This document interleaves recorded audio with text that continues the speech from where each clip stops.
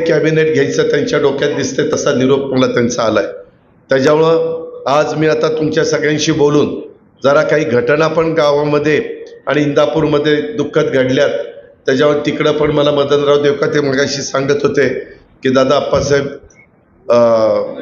जगदाळींच्या आई वारल्यात, वाघमोडेंच्या विलासराव वाघमोडेंच्या घरातलं कोणतरी वारलं, नंतर तात्यासाहेब वाघमोडेंच्या घरातला त्यांचा मुलगा का पुतण्या कोणतरी वारला, आणि अजून कोण मदनराव साहेब नाही सुनील पोटेचं इथं वडिलांचं झालं, अजून तिकडंच एक कोणतरी तानाजीराव. पूर्वी तानाजीराव पाटील आपले अध्यक्ष होते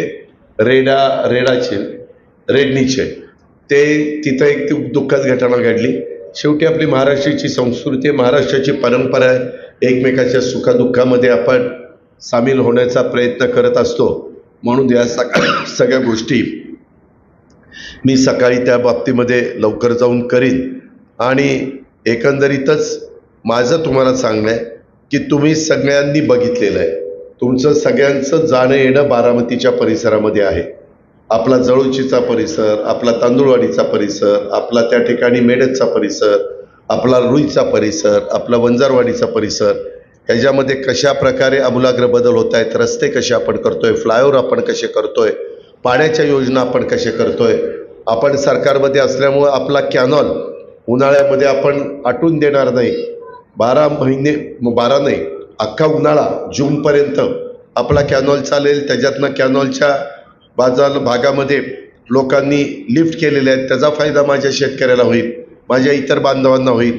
आपण आता अनेक दिवस लाखणी लिंबोडी उपसा सिंचन योजना, ज्याच्यातनं मला वाटतं इंदापूरची 9 गावं आणि आपली 7 गावं आहेत, त्या ज्या 7 गावात आपल्याला पाणी आणता आलं नाही तिथं आम्ही आता 300-350 कोटीची योजना मंजूर केलेली आहे. काम पण कोणतरी कॉन्ट्रॅक्टर त्यांना मिळालेले आहेत. त्यांनी पण मला सांगितलं दादा आम्ही काम सुरू केलं आहे. त्याच्यामध्ये दत्ता भरणे आणि आम्ही दोघांनी खूप प्रयत्न केला आणि ते कामाला मंजुरी आम्ही घेऊन आलेलो आहे. अशा वेगवेगळ्या गोष्टी, फॉरेस्टमध्ये काही कामं चाललेली आहेत, इतर ठिकाणी बरीचशी कामं चाललेली आहेत. आपल्या रुईला नवीन 100 बेडच्या हॉस्पिटलचं काम चाललेलं आहे, त्याचा उपयोग आपल्याच भागातल्या लोकांना रुईच्या निमित्तानं होणार आहे. अशा अनेक, म्हणजे तुमच्या आरोग्याच्या बाबतीत आम्ही लक्ष देतोय, तुमच्या मुलांच्या मुलींच्या शिक्षणाच्या दृष्टिकोनातून आम्ही लक्ष देतोय. आता इथं किशोर बापकर बसलेत, आज मला लीडर वेगवेगळ्या युनियनचे अनेक भेटायला आलेले होते आणि त्यांनी मला दाखवलं की दादा आमच्या या सगळ्या कारखान्यांमध्ये मिळून माझ्या MIDCमध्ये 20,000 कामगार काम करतात. किती 20,000 म्हणजे प्रत्येकाच्या घरात 5-5 म्हणलं तर लाख लोक त्यांची उपजीविका त्या इंडस्ट्रीवर अवलंबून आहे.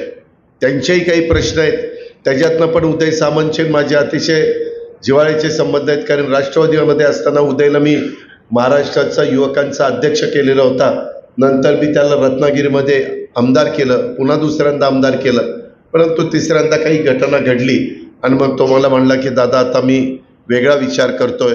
मी त्याला म्हणलं की मी कुणाला बांधून ठेवू शकत नाही, पण त्यांनी जरी वेगळा विचार केला तरी आज मी काही गोष्ट सांगितली जी कामगारांच्या धंद्याच्या दृष्टीनं, उद्योगपतींच्या दृष्टीनं फायद्याची असेल तर ते कधी मला नाही म्हणत नाही.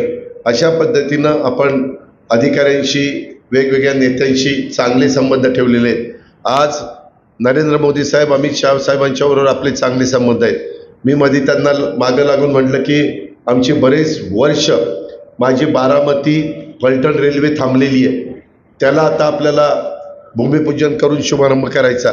परवा दिवशी सकाळी त्यांनी त्याचं भूमिपूजन ऑनलाईन केलं, अनेक ठिकाणचं केलं, ते पण केलं आणि ते आता काम लवकर सुरू होईल. त्याच्यातून जसं तुमचं बस स्थानक केलं तसं नवीन रेल्वे स्टेशन मी कसं तुमचं करून दाखवतं बघा.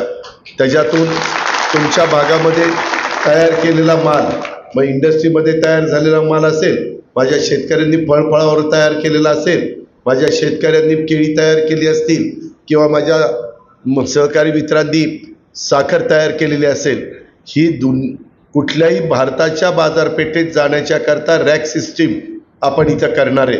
आज नरेंद्र मोदी 80 कोटी लोकांना मोफत अन्नधान्य पुरवण्याचं काम करतात, मोफत. त्याच्या संदर्भामध्ये अनेक गोष्टी गोरगरिबांच्या करता घरकुलाचा कार्यक्रम. आज आपल्या बारामतीमध्ये आम्ही डॉक्टर बाबासाहेब आंबेडकर वसाहतीमध्ये 100 लोकांना 100 घरं नवी कोरी 300 स्क्वेअर फीटची बांधून दिली, 1 BHKची. जाऊन बघा काय तिथं अवस्था होती, आज काय. आणि तिथं तेवढंच नाही थांबलो, मला टप्प्याटप्प्यांनी हे सगळं वाढवायचंय. देतो बाबा दौडला, तुम्ही मला बारामतीसारखं मताधिक्य द्या, लगेच नागसेन देंडे तुम्हाला देतो. त्यामध्ये वेगवेगळ्या योजना माझ्या धनगर समाजाच्या करता आहेत, तिथं घरकुलाचा कार्यक्रम आहे. आम्ही काल कॅबिनेटमध्ये पुण्यश्लोक अहिल्यादेवी होळकर चौंडीच्या होत्या, त्यांचं माहेर चौंडीचं आहे नगर जिल्ह्यात. आपण अहमदनगरचं नाव काढलं, अहिल्यानगर तिथं नाव देऊन टाकलं. आपण तालुक्याचं नाव अहिल्यानगर दिलं. पुण्यश्लोक अहिल्यादेवी होळकरांचा इतिहास तुम्हाला सगळ्यांना माहिती आहे. ज्यावेळेस जबाबदारी आली त्यावेळेस त्या काळात त्या आपल्या भगिनीनं किती उत्तम पद्धतीचं काम केलं, त्याची आज पण आपल्याला सगळ्यांना आठवण. जुन्या बारव, जुन्या विहिरी आणि जुनी देवळाचा जीर्णोद्धार झालेला पाहिल्यानंतर बघायला मिळते. अशा खूप बाबांना गोष्टी आहेत. आपण वेल्हा तालुक्याचं नाव राजगड तालुका म्हणून केलं. आज तिथं राजगड किल्ला आहे, जो छत्रपती शिवाजी महाराजांच्या पदस्पर्शाने पावन झालेला आहे. अशा अनेक गोष्टी आपण मातंग समाजाच्या करता मार्टी, त्या आरटी केलं, मुस्लिम समाजाच्या करता मार्टी केलं, बहुजन समाजाच्या करता सारथी केलं, ओबीसी समाजाच्या करता महाज्योती केलं आणि मागासवर्गीयांच्या करता बार्टी केलं.